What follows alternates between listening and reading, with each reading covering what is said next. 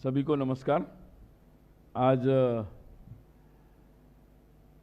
हिमाचल प्रदेश के इस social media से जुड़े सभी लोगों के कार्यक्रम में विशेष रूप से उपस्थित आज के हमारे कार्यक्रम की मुख्य अतिथि और सिनेमा जगत की प्रसिद्ध कलाकार कंगना रनौत जी, राष्ट्रीय स्वयंसेवक संघ के इस प्रांत कार्यवाह श्रीमान किस्मत कुमार जी, और यहाँ उपस्थित कई सारे गणमान्य लोग हैं। और मुझे बताया गया कि पूरे प्रदेश से आप सब लोग आए हैं और कुछ लोग उससे थोड़ा सा बाहर से भी आए हैं। तो आप सबके उत्साह का बहुत बहुत अभिनंदन, स्वागत और आपको ढेर सारी शुभकामनाएं।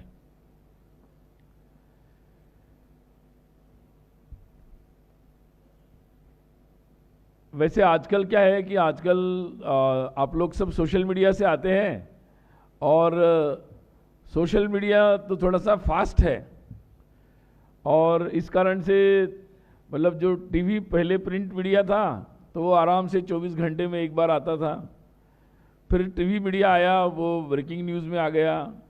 फिर अब सोशल मीडिया आया तो वो और ज़्यादा फास्ट है। तो फास्ट के साथ साथ जैसे आजकल समाज में भी फास्ट फूड बहुत चलता है, तो सब लोग जल्दी में ही रहते हैं। लेकिन आज थोड़ा सा फुर्सत से हम इस जल्दी वाले प्लेटफॉर्म की थोड़ी आराम से चर्चा कर लेंगे, और इसीलिए मुझे लगता है आज ये एक पूरे दिन भर का आराम से ऐसा एक कार्यक्रम आज आयोजित किया है। मैं इसके लिए जो भी लोग सब इससे जुड़े हैं उन सबको बहुत बधाई देता हूँ। वैसे एक बात अब निकली है, बात तो मैं कहना चाह रहा था। मैं कई दिनों से लोग सोचते कि जो बात फास्ट करनी है तो जल्दी खाना है तो जल्दी वाला ही खाना खाना चाहिए, मतलब फास्ट फूड खाने से ही जल्दी खा सकते हैं, ऐसा सोचते हैं। मैं बहुत दिन पहले पुराना, जब अभी तो चेन्नई में नया एयरपोर्ट बन गया, पहले पुराना जो एयरपोर्ट का मॉडल था उसके सामने एक छोटा सा रेस्टोरेंट जैसा, टी स्टॉल जैसा एक दुकान था मतलब। तो उस दुकान पे एक बोर्ड लगाया हुआ था। वो दुकान था, डोसे का दुकान था, डोसा, चेन्नई है, डोसा मिलेगा। उस दुकान पे एक बोर्ड था, लोग जल्दी में रहते एयरपोर्ट पे, कि we serve slow food very fast. क्योंकि लोगों को लगता है फास्ट फूड ही जल्दी जल्दी में देना है तो फास्ट फूड ही देना पड़ेगा। उन्होंने बोर्ड लगाया था कि वी सर्व स्लो फूड यानी डोसा वेरी फास्ट, ये उनका बोर्ड था। तो मेरा आप लोगों से यही कहना था कि जो सोशल मीडिया में हम लोग लिखते हैं तो जल्दी में रहते हैं, तो जल्दबाजी में भी कभी कभी लिख देते हैं, और जल्दबाजी में फिर जो स्टफ है, जो मूल बात है या जो बात या संदेश है, वो कहीं ना कहीं मिस हो जाता है, निकल जाता है। और हमें लगता है कि जल्दबाजी में तो ऐसे ही होता है, मतलब ऐसे ही चलता है। तो मैं आपसे एक बात ज़रूर कहना चाहूँगा कि we can also slow food क्या है? स्लो यानी हम जब देश की बात करेंगे, समाज की बात करेंगे, हम हिंदुत्व की बात करेंगे, हम अपने संस्कृति की बात करेंगे, तो आजकल की भाषा में शायद लोग उसको स्लो फूड समझते हैं। तो मेरा पॉइंट ये है कि we can serve our slow food very fast. Social media के बहुत जल्द वाले माहौल में भी हम ये कर सकते हैं। और इसीलिए सोशल मीडिया में हम लोग ये बात ज़रूर ध्यान रखें कि ये एक बहुत बड़ा माध्यम है। आजकल कई लोग सोचते हैं कि सोशल मीडिया में हम ये कर लेंगे, कई लोग हैं आजकल जो लोग सोचते हैं कि मैनिपुलेट कर लेंगे सोशल मीडिया में, या हम अपना प्रभाव कर लेंगे, और उसके लिए बहुत अलग अलग रास्ते भी अपनाते हैं और अपने पूरे भारत के जनमानस को गलत तरीके से प्रभावित करने का प्रयास भी करते हैं। लेकिन वो अभी तक सफल नहीं हो पा रहे। उसका कारण आप जैसे लोग हैं कि जो शायद अपनी अपनी जगह खड़े हैं, उनके पास साधन संसाधन बहुत कम है, शायद उनके पास उतनी सारी जानकारियों का सोर्स भी नहीं है, लेकिन एक ईमानदारी है, एक भारत के प्रति भक्ति है, समाज के प्रति आत्मीयता है, अपने संस्कृति की धरोहर से जुड़ाव है, और उस कारण से, उस ईमानदारी से आप जैसे लोग अच्छी अच्छी बातें समाज के सामने लाते रहते हैं। और वो अपना अपना काम कर रहा है, क्योंकि जो शक्तियां ये काम करना चाहती है, विपरीत शक्तियां, उनके पास बहुत रिसोर्स हैं। बहुत सारे ऐसे देश भी हैं जिनकी शक्तियां भी उसमें लगती हैं, बहुत सारा धनबल भी लगता है, बहुत सारे षड्यंत्र भी लगते हैं, परंतु फिर भी भारत में उनका वो काम का, क्या बोलते हैं हिंदी में कहावत है कि दाल नहीं गल रही है, वो बात फिर भी यहाँ काम नहीं कर पा रही। इसका कारण भारत के आप जैसे आम लोग हैं कि जिन्होंने सोशल मीडिया में अच्छी बातें बताने का और गलत बातों को एक्सपोज करने का एक अभियान छेड़ रखा है। मुझे लगता है कि आज का ये कार्यक्रम आप सब लोगों का अभिनंदन करने का कार्यक्रम है। आपको किसी ने बताया नहीं था कि ऐसा करो, आपको किसी ने कोई ऑफर नहीं दिया था कि आप ये करोगे तो आपको ये मिलेगा, लेकिन ये एक आम भारत के आम लोगों के अंदर जो एक देशभक्ति की और अच्छाई के प्रति जो एक ललक है, एक झुकाव है, और उसको किसी भी परिस्थिति में जहां मैं खड़ा हूं, जहां मैं खड़ी हूं, जैसे हूं, उस परिस्थिति में कुछ करने की जो इच्छा है, उसके कारण आप सब लोग इसमें लगे हुए हैं। और इसके लिए मैं आपका बहुत अभिनंदन करता हूं, क्योंकि ये भारत के आम लोगों की शक्ति है जिसने भारत को बनाया है और बनाकर रखा हुआ है। और राष्ट्रीय स्वयंसेवक संघ के जो संस्थापक थे डॉक्टर केशव बलिराम हेडगेवार, वो नागपुर के थे और अपने पढ़ाई के काल में तो कलकत्ता में उन्होंने मेडिकल में पढ़ाई की। उस समय के एलोपैथिक डॉक्टर बन गए थे वो। और आने के बाद उन्होंने नागपुर में बहुत सारे सामाजिक संस्थाओं के साथ काम किया उस समय, और कांग्रेस के भी वो सक्रिय कार्यकर्ता, आज की नहीं, उस समय की कांग्रेस, राष्ट्रीय आंदोलन की कांग्रेस, और उस समय के बहुत सक्रिय कार्यकर्ता थे। और उन्होंने बहुत सारे अलग अलग प्रकार के सामाजिक काम किए। सामाजिक काम करते करते उन्होंने एक समय बहुत आंदोलनों में गए, जेल में गए, एक सक्रिय कार्यकर्ता थे। परंतु वो काम करते करते ही उन्होंने 1925 में राष्ट्रीय स्वयंसेवक संघ की स्थापना की। संघ की स्थापना की और स्थापना करने के कुछ सालों बाद 1937 में पूज्य महात्मा गांधी जी वर्धा आए थे। वर्धा के पास आज बापू कुटी है, वहां सेवाग्राम है, सेवाग्राम में ही एक संघ का शिविर लगा हुआ था। वहां पर वो आए हुए थे और उनको पता चला कि संघ का शिविर है, वो संघ शिविर देखने चले गए। संघ शिविर देखा, मैं उसके विस्तार में नहीं जाऊंगा। और उस समय डॉक्टर हेडगेवार जी नहीं थे। शाम को वो डॉक्टर जी से मिले, डॉक्टर जी उनको खुद मिलने गए, उनके जहां वो ठहरे थे, और उन दोनों की चर्चा हुई। चर्चा हुई तो उन्होंने कई सारे विषयों को उन्होंने पूछा, और उस पूछने में उन्होंने एक बात उनसे पूछी कि आपका काम तो बहुत अच्छा है, लेकिन ये काम आप कांग्रेस के कार्यकर्ता है, तो ये काम आप कांग्रेस में रहकर क्यों नहीं करते? ये प्रश्न उन्होंने पूछा। डॉक्टर जी ने उनको जवाब दिया कि जो राजनीति का जो स्वरूप है, उसमें आप लोग सारी बातों के आगे पीछे राजनीति करते हैं। राजनीति देश की स्वतंत्रता के लिए आवश्यक भी है और उसके लिए हम आपके साथ हैं, परंतु देश आगे अगर सक्षम बनना है तो वो किसी एक संगठन, किसी एक नेता पर निर्भर रह के आगे नहीं जा सकता। और इसीलिए बड़े बड़े काम करने के लिए, असामान्य काम करने के लिए केवल बड़े बड़े लोगों की जरूरत नहीं है।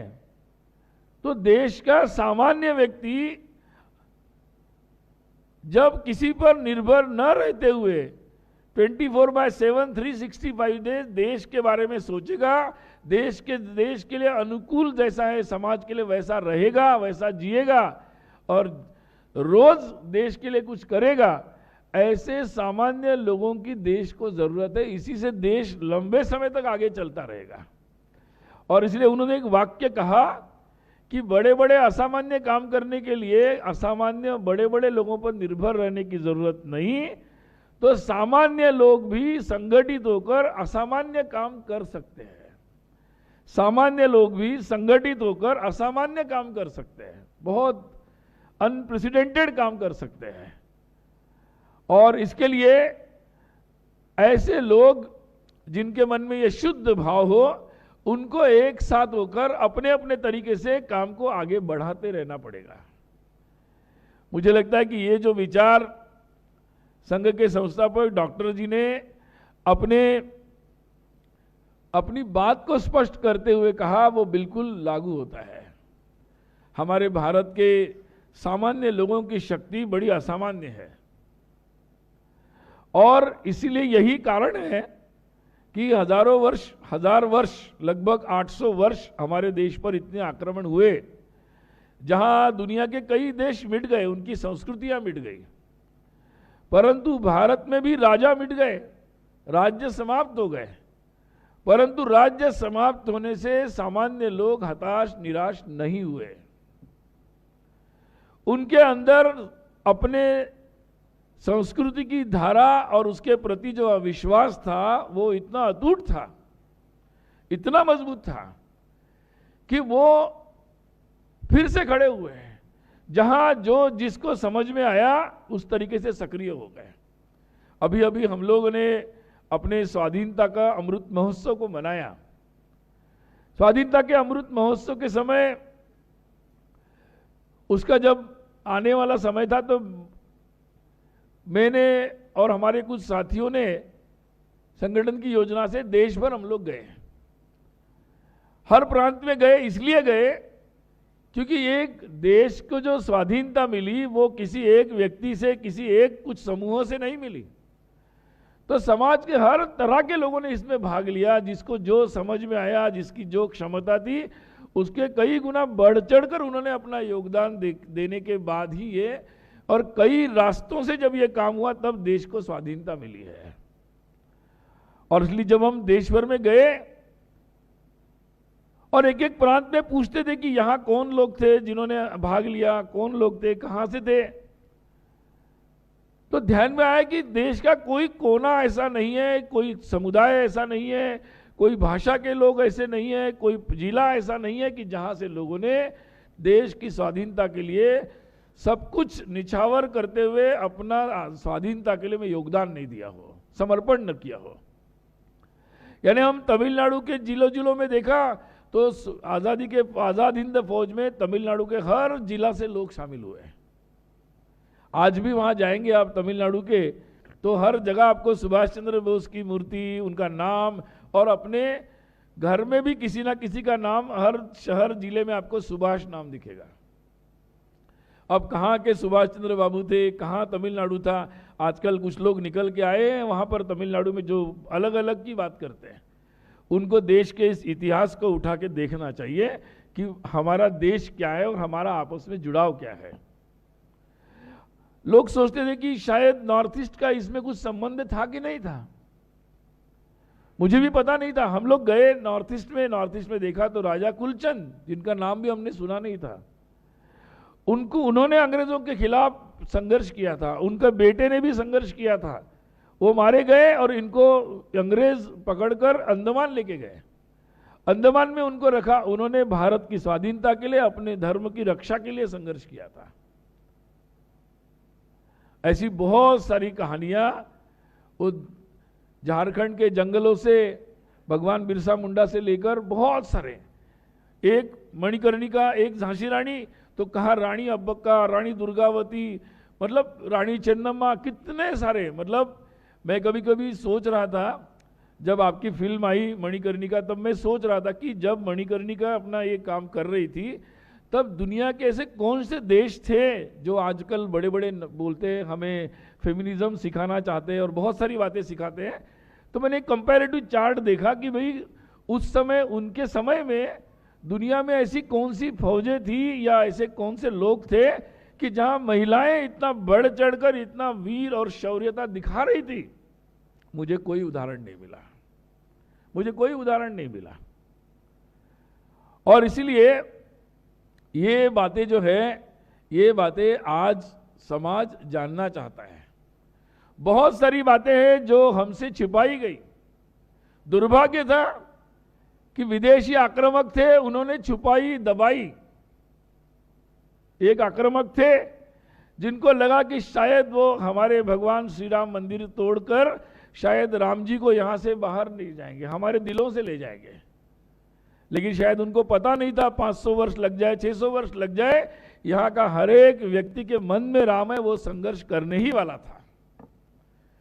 और इसीलिए कितना संघर्ष हुआ, कितने बलिदान हुए, हर प्रकार के लोग लड़ते रहे। केवल अयोध्या के लोग तो लड़े ही, परंतु देश के हर कोने से लोगों ने आकर संघर्ष किया।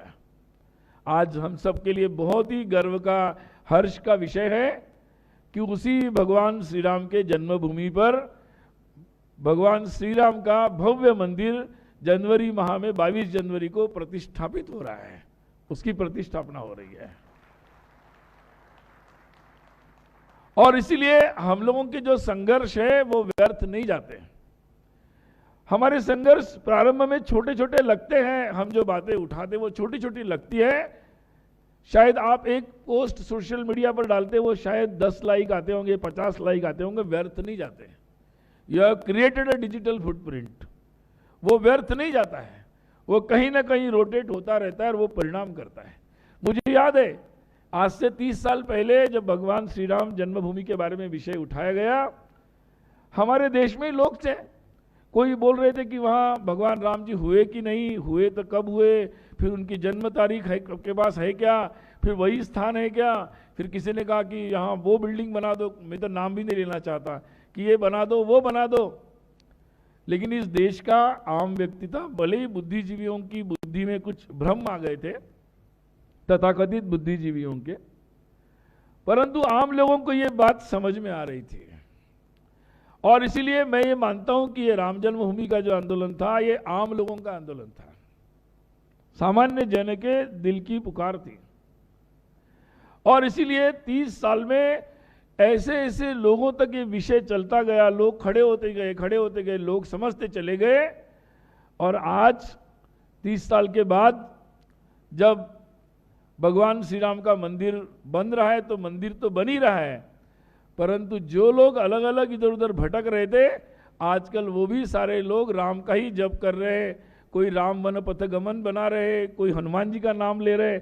मतलब अब सारे लोग इस रास्ते पर आ गए कि फिर से राम जी का ही नाम ले रहे हैं। तो देश में आम लोग जब किसी बात को ठान लेते हैं और अपने अपने तरीके से अपना योगदान देते हैं, तो बातें बदलती है। कल ही सर्वोच्च न्यायालय का निर्णय आया कि जम्मू कश्मीर में जो धारा 370 अनुच्छेद 370 लागू था, उसे सरकार ने तो निरस्त कर दिया था, अब उसको सर्वोच्च न्यायालय ने भी वैधता दे दी है। मतलब कानूनन तौर पर इसको मान लिया गया है कि ये वैध है, लीगल है। ये मैं मानता हूं कि बहुत बड़ी बात एक हो गई, क्योंकि इस बात के लिए भी हमारे ही ऐसे कुछ तथाकथित बुद्धिजीवी सामान्य समाज में भ्रम फैला रहे थे कि ये कहीं शायद हमने ही, मतलब वो पाकिस्तान की भाषा बोलते थे।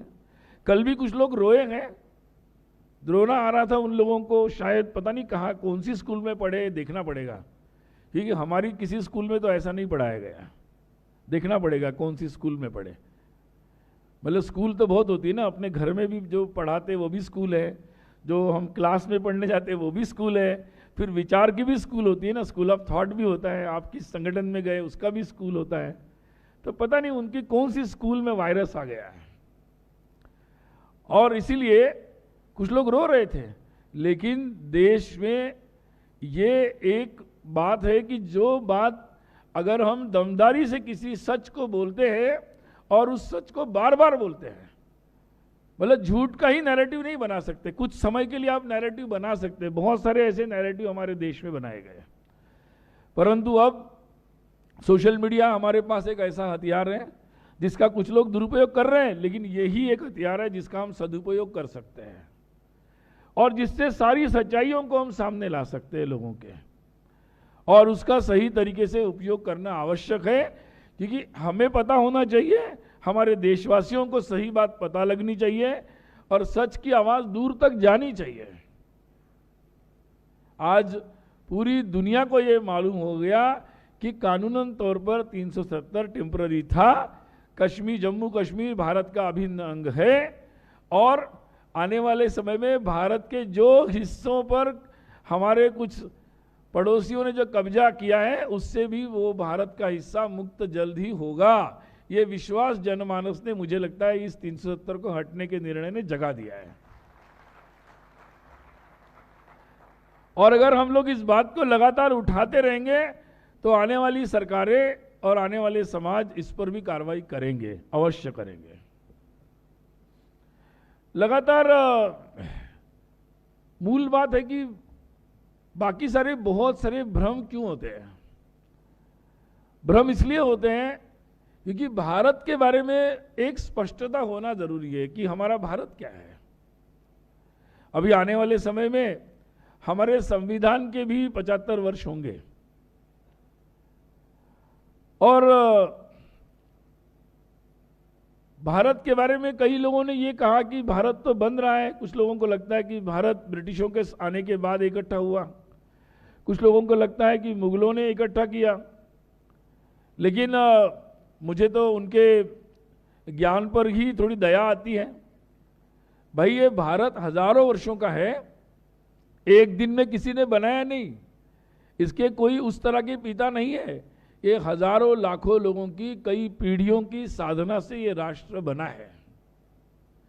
और ये राष्ट्र बनते समय यही बात सबके मन में थी कि मैं दूसरों को भी अपने आत्मीयता से देखता हूं, उनको भी अपना मानता हूं, मेरे साथ उनका भी भला होना चाहिए और ऐसा सबका भला हो, ऐसा जो सोचते हैं उनको एक साथ होना चाहिए। और ऐसे करते करते मिलते मिलते कई पीढ़ियां बीतती चली गई और हमारा ये राष्ट्र के रूप में हम उभर के आए हैं। इसलिए एक दिन का सपना नहीं है भारत, किसी के मन में आया, किसी ने लिख दिया सुबह उठ के और भारत बन गया, नहीं। ये भारत एक कठोर परिश्रम से हजारों पीढ़ियां, कई वर्ष और बहुत सारे अनुभव के आधार पर यह बना है। अब क्या होता है कि मैंने अनुभव ले लिया, सारा समझ लिया और मैंने बता दिया कि भाई अब ऐसे चलो। अब भारत ने तो सारे अनुभव हजारों वर्ष में ले लिया, उसके बाद कुछ ज्ञान निकला। अब कुछ लोग देश है जो 200 वर्ष हो गए, 300 वर्ष हो गए, 500 वर्ष हो गए, लेकिन उन्हें लगता है कि हमें नया ज्ञान प्राप्त हो गया। अब वो लोग कहते हैं कि भाई चलो इसी रास्ते से करो। अब हम बता रहे हैं उनको कि इस रास्ते से नहीं भाई, ऐसा चलो। अब किसी ने तय कर लिया कि हमें फिर से वो सारे अनुभव लेना है तो ले लीजिए, कौन मना कर रहा है। लेकिन हम फिर उस रास्ते से हम क्यों जाए? हम तो उस रास्ते से चलकर बहुत सालों पहले आ चुके हैं। और इसीलिए हम सबके प्रति सहानुभूति रखें, लेकिन हम अपने रास्ते को पहचानना बहुत जरूरी है। हमारे भारत के बारे में ये दृष्टि रखना बहुत जरूरी है। और इसीलिए भारत से जो बातें जन्मी वो मानवता के हित में जन्मी। इसलिए हजारों वर्ष पूर्व का जो योग है वो आज भी दुनिया के लिए मॉडर्न जमाने में भी बहुत उपयोगी है। ऐसी बहुत सारी चीजें हैं, क्योंकि जब आप एक आत्मीयता के प्रति ध्यान में रखकर जब बातों का निर्माण करते हैं तो वो बातें ऐसी ही शुद्ध भाव से जो बातें आती है वो शुद्धता ही लाती है। और इसीलिए आज एक आत्मविश्वास के साथ ये बातें लोगों के सामने ले जाने की जरूरत है। आज समाज में एक जागृति का समय है, संकल्प का समय है, क्योंकि आज भारत के हर व्यक्ति के मन में यह आ गया है कि हम आगे बढ़ सकते और हम इसमें योगदान करना चाहते हैं। अब भारत के सामान्य लोग दर्शक मुद्रा में नहीं है, बस हम देखेंगे कैसा देश आगे जाता है। अब सामान्य लोगों का मन यह है कि हम इसमें सहभागी कैसे हो सकते हैं। और इसलिए आप सब लोगों के माध्यम से ये सहभाग होने की बात लोगों तक जाना जरूरी है। और इसलिए आप ऐसे कई विषयों को, मैं देख रहा था कि कोई प्रवीण थे, कोई मोहित थे, कोई थे, वीडियो जब दिखा रहे थे, बहुत अच्छे काम आप लोग कर रहे हैं।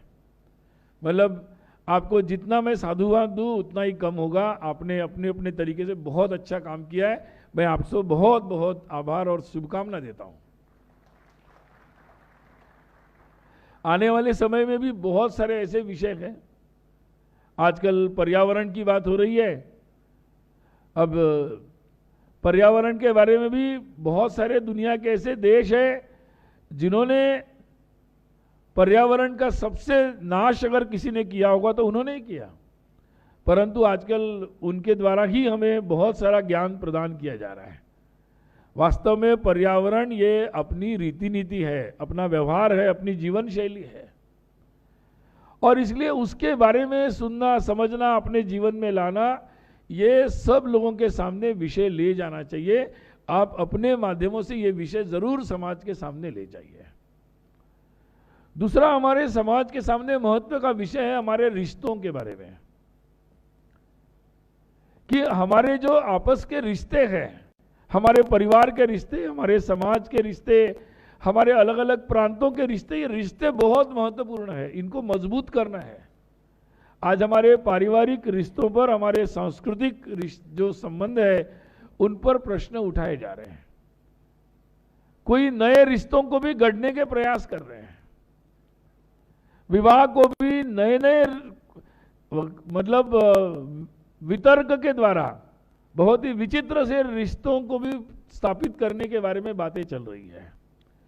ऐसे समय में हमारे समाज के लिए और दुनिया के लिए बहुत आवश्यक है कि हमारे परिवार किस तरीके से अगर एक ऐसे रिश्तों के आधार पर जो आत्मीयता के हैं, प्रेम के हैं, शुद्धता के हैं, संस्कृति से जुड़े हैं, तो उससे हम एक बहुत आनंद के साथ जी सकते हैं। ये बात जाना आवश्यक है, लोगों तक पहुंचना आवश्यक है। आज एक महत्व का प्रश्न समाज के सामने चल रहा है। अभी हम लोग टेक्नोलॉजी के ज़माने में चल रहे हैं, और टेक्नोलॉजी तो पिछले 200-300 साल में जैसे आती गई वैसे दुनिया में भी ली गई, हम भी लेते चले गए, और कई सारी बातें अपने जीवन शैली की हमने उपलब्ध टेक्नोलॉजी के आधार पर तय कर ली कि टेक्नोलॉजी कौन सी आ गई वैसे हमारी जीवन शैली हो गई, वैसे हमारी कल्चर, संस्कृति पर भी उसका प्रभाव आ गया है।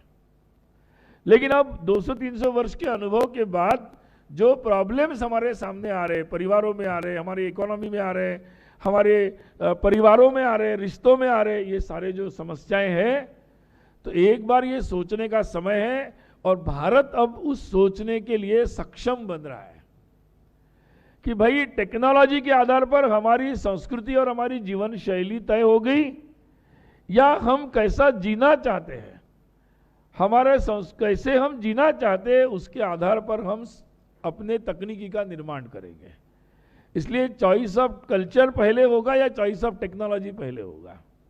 रोबोट हमारा कल्चर नहीं तय कर सकते हैं, मार्केट के आधार पर होने वाले टेक्नोलॉजी के रिसर्च हमारे जीवन शैली को तय नहीं कर सकते। तो एक मनुष्य को, एक सुसंस्कृत मनुष्य को अपने तरीके से, हमारे जीने के तरीके को हमें चॉइस ऑफ कल्चर करना पड़ेगा। आज की नई पीढ़ी के सामने ये महत्वपूर्ण प्रश्न है कि हम जीना कैसे चाहते हैं, और फिर उसके आधार पर हमारी इतनी क्षमता है कि उसके लिए आवश्यक तकनीकी जो होगी उसका हम उपयोग करेंगे, नहीं होगी तो निर्माण करेंगे, सृजन करेंगे उसका। ये बात आज के समय में बहुत महत्वपूर्ण है, जब हम भारत के नाते, एक राष्ट्र के नाते आगे बढ़ रहे, जीवन के हर क्षेत्र में आगे बढ़ रहे। और इसीलिए ये बड़ा संयोग है कि एक समय, मतलब ये भारत के दो प्रतीक के रूप में हम इसको देख सकते हैं कि एक तरफ हमारे इसरो का, हमारा चंद्रयान में हम चांद पर भी पहुंच रहे अपनी तकनीकी से, और दूसरी तरफ हमारे संस्कृति के भगवान श्री राम का भव्य मंदिर हम अयोध्या में निर्माण भी कर रहे, और दोनों के लिए हमारा ये संघर्ष है, बहुत वर्षों से चल रहा है। और ये भारत का वास्तविक चित्र है, जो दोनों मुद्दों पर हमें उतने ही आग्रहपूर्वक आगे चलना है। ये कॉम्बिनेशन जो है हमारा, यही कॉम्बिनेशन भारत को आगे बढ़ाएगा और विश्व में शांति लाएगा। तो ये सारे, बहुत सारे ऐसे विषय हैं, और इसलिए इन विषयों के बारे में बहुत रोचक तरीके से, मैं तो शायद लंबा बोल रहा हूँ, लेकिन आजकल सोशल मीडिया में तो रील चलता है, 30 सेकंड, 15 सेकंड, 30 सेकंड। कई लोग कहते हैं कि आजकल बड़ी बड़ी बात नहीं सुनते लोग, छोटी रील का ज़माना आ गया। आप अब सब लोगों का क्या बोलते हैं, वो कंसंट्रेशन का टाइम कम हो गया, ऐसा बोलते हैं। मैं उनको प्रश्न पूछता हूँ कि भैया टाइम वगैरह है लोगों के पास, बहुत है, क्योंकि जो लोग रील देखते हैं ना, जो युवाओं के बारे में बोलते हैं रील देखते हैं, वही लोग नेटफ्लिक्स के 3-3 सीजन के 8-8 एपिसोड के 1-1 घंटे के 1-1 रात में ही देख लेते हैं। पर इतना समय भी है लोगों के पास लॉन्ग कंटेंट देखने का।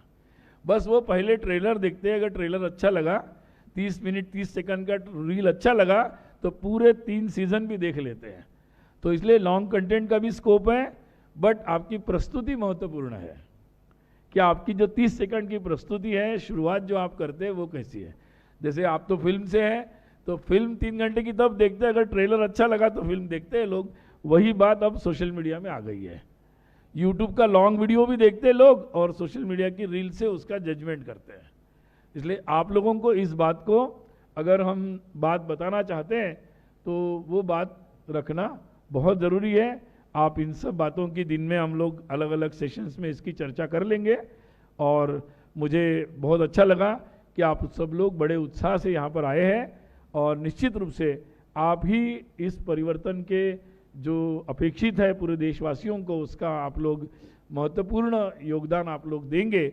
इस कार्य में आप आगे बढ़े, यही आपको शुभकामना। भारत माता की जय।